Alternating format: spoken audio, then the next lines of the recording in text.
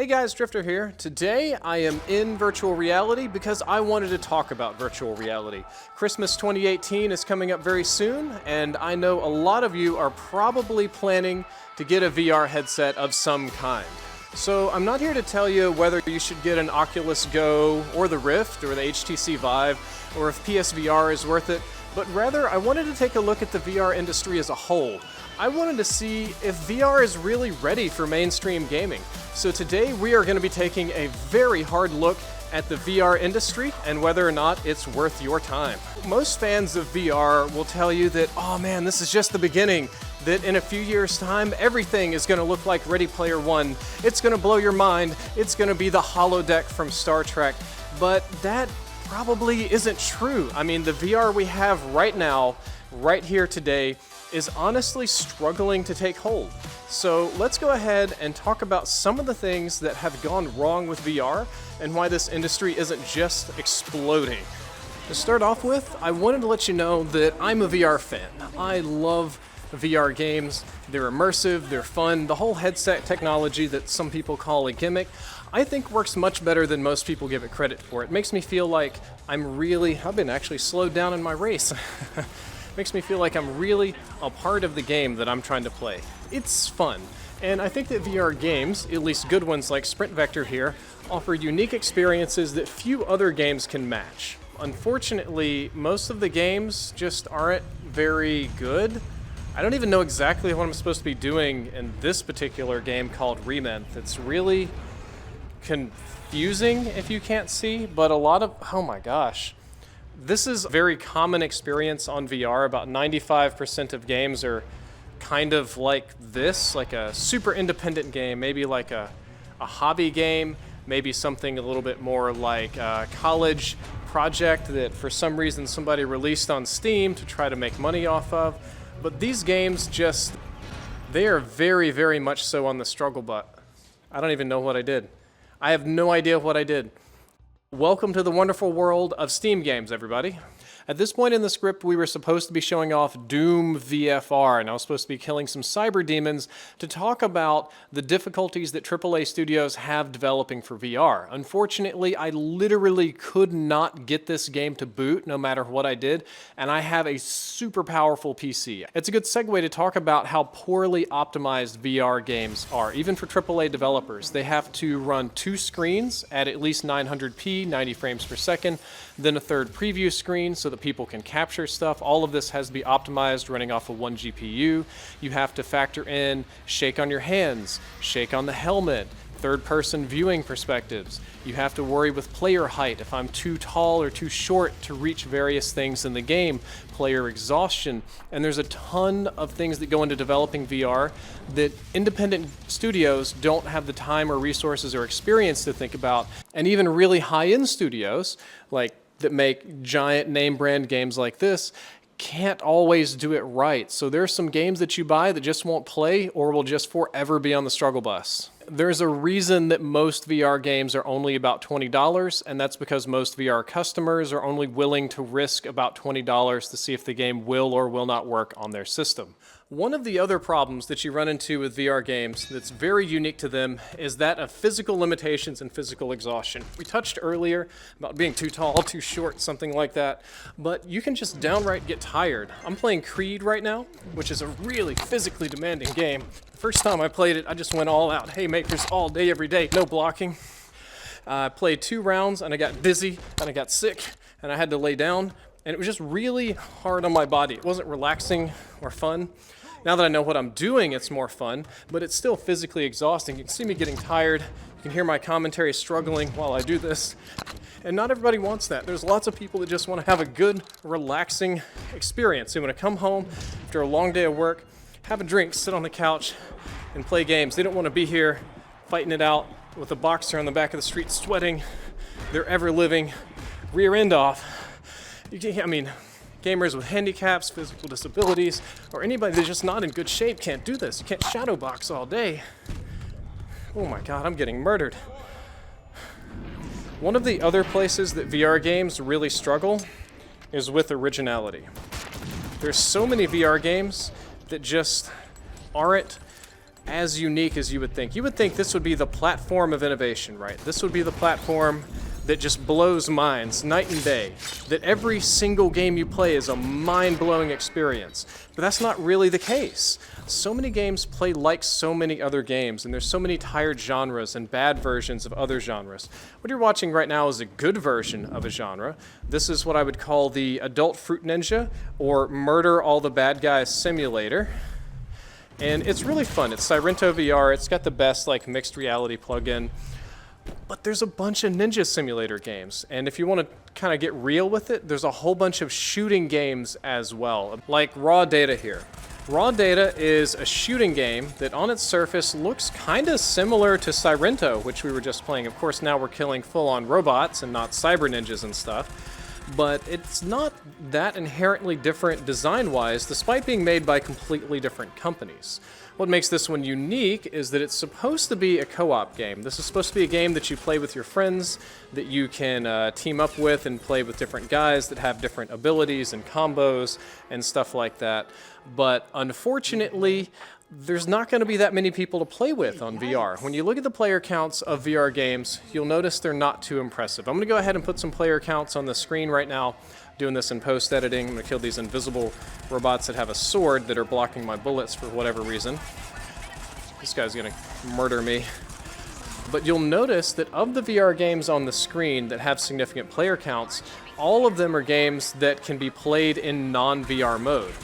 Like, you know, War Thunder, Payday, Dota, VR Chat, and all these other kind of games. Most people are playing these games not in VR, but in their more traditional, flat, two-dimensional modes. There's some dead robots shooting you just for fun. For now, I'm just going to make a little music on Electronauts, and I'm going to give a shout out to Mod Mic, the wireless Mod Mic by Antlion. That's the one on the left-hand side of my face over here. The whole gist of it is that it's a condenser mic like a Blue Yeti or Blue Snowball, but made really tiny and wireless and mountable, so I can put it on anything. It was really useful for making this video with some sort of decent quality audio instead of the onboard microphone here. I'm not sponsored by them. I have no financial obligations to them in any real capacity. They just sent me a free product, and I wanted to say thank you, and I did put a link down there below. I don't even have an Amazon link for this. We're just YOLOing it today on these sponsorships. This video was stupid hard to make. Which brings me to a really hard reality about virtual reality, and that is the player base is tiny. No, really, it's tiny. I'm playing Beat Saber right now for a reason. It's going to be really hard to hit these notes and do live commentary, but this is the most popular VR game by far. This is the industry darling. This is the game changer, the destroyer, the disruptor. This is the #1 VR game on the planet. So then I would ask you, how many people are playing Beat Saber right now, today? Hopefully I'm not breathing in the mic too much, guys.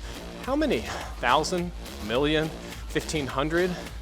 Well, unfortunately, if you get on Steam charts, you'll see that only about 1,300 people are currently playing Beat Saber, which is a very small number and would be considered a failure in any other industry. Whew. It's gonna take just a moment to catch my breath. The other thing is, well, yeah, that's only on Steam. You didn't mention Oculus, because the game is on Oculus. The sales on those two platforms are about the same, so maybe 3,000 total. And you know, PSVR has a huge player base as well, so maybe if you throw in PSVR, it might go up to like 20k people. Even still, 20k for the #1 game on a platform is really, really rough. Alright, so right now we are playing Pavlov Vr, which is basically CSGO, but in VR. Oh! Wow, I did actually not have two hands on the gun right there, and the recoil is miserable when that happens. But this is debatably one of the more successful, popular multiplayer VR shooters on the market at the moment. And I'm using this one as an example because PewDiePie and Soviet Womble recently got this game. I'm playing it offline right now versus bots. Alright, we're going to try and steal one of these guns on the ground before they disappear. Come here, buddy. Oh no! I want you. Oh no! That's not good. Alright, we've got the knife.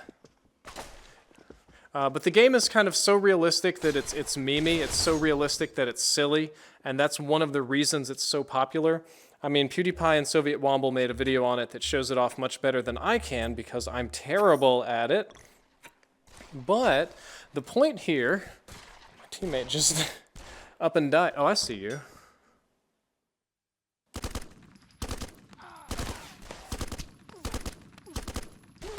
The point of it is that PewDiePie and Soviet Womble made a video that exposed this game to its largest audience ever. Between the two of them, they got almost 6 million views on this, which nobody else had ever done before. And Pavlov, this week, hit its highest ever player count. Now, I have no idea where my enemies are. Nope, I need you. Nope, come back here. Uh-oh.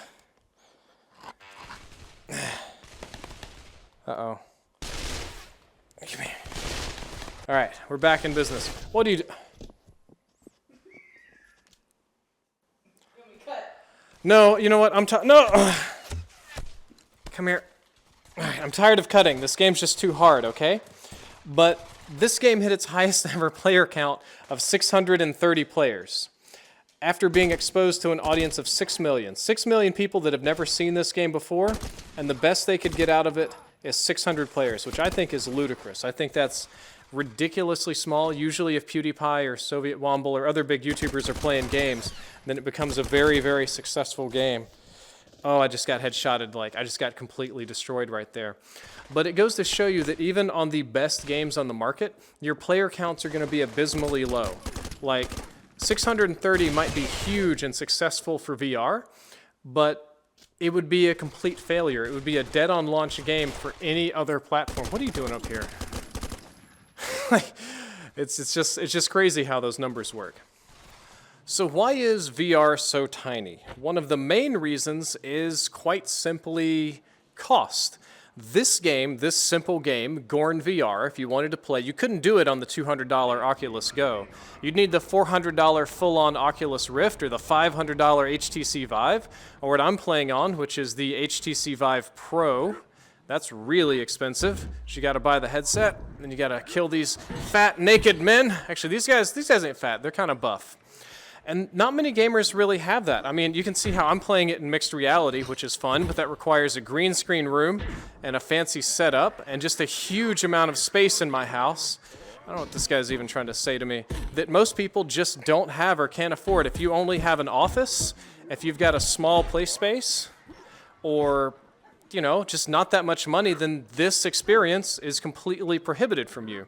And on top of that, this looks great. This probably looks really fun and unique, but that isn't what most people are going to be able to share. Me being able to give you this experience is unique to being a YouTuber.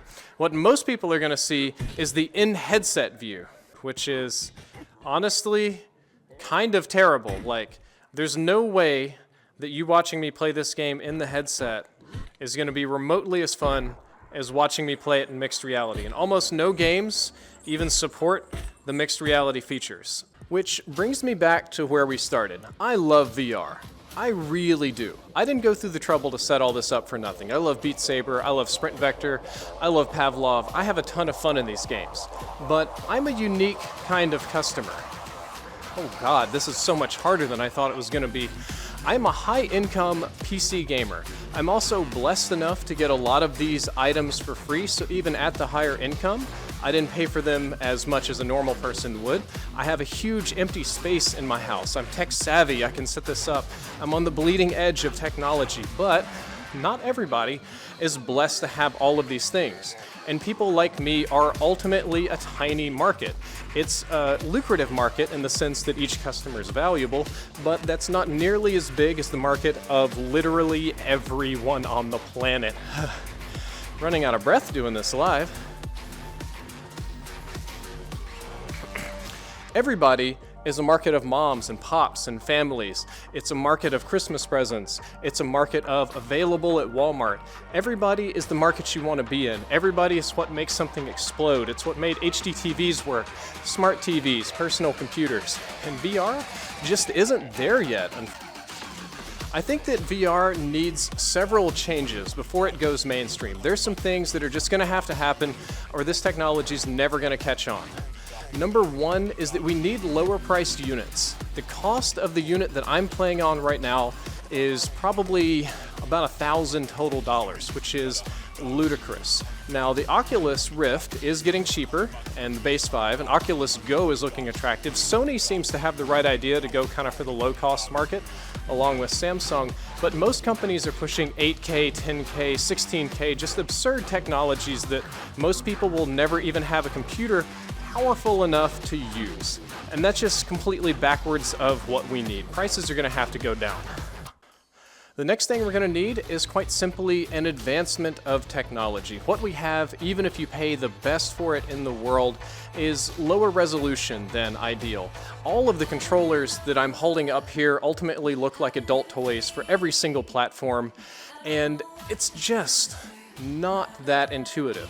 There have been improvements lately in haptic feedback gloves that track your fingers, that track your hand motions, little things that you strap yourself into. Omnidirectional treadmills is the word.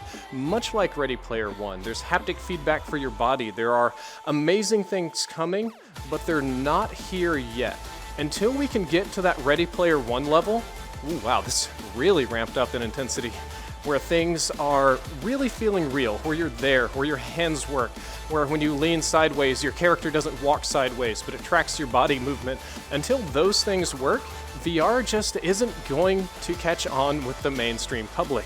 Ooh, gotta catch my breath here before we transition to the next section. Doing Beat Saber and live commentaries is much more challenging than I thought it would be.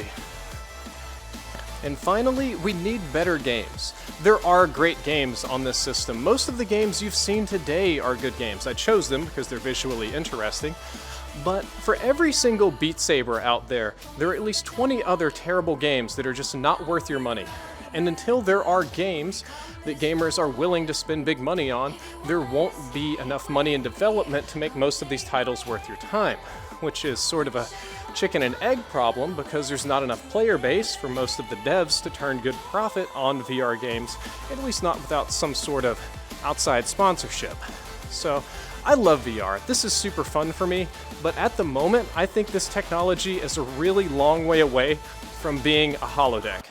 I mean, that's what every single VR fan is going to tell you. Oh man, we're in the baby steps. In a couple of years, this is just going to blow up and go huge. It's going to be just like the holodeck from Star Trek. It's going to be just like stepping into the Matrix. It's going to be like Ready Player One. And that's true. I do think that's true in the sense that, yeah, in like 20 years, 30 years maybe, but we are so far, so very far from even being at Ready Player One level simple immersion technology. So if you're gonna buy VR this holiday season, I would say do it if you're a hobbyist, if you're really into tech, if you want to play around with the future that's not here yet, VR might be for you. If you're a general gamer, average consumer, normal person, I think that you are going to be disappointed by the offerings.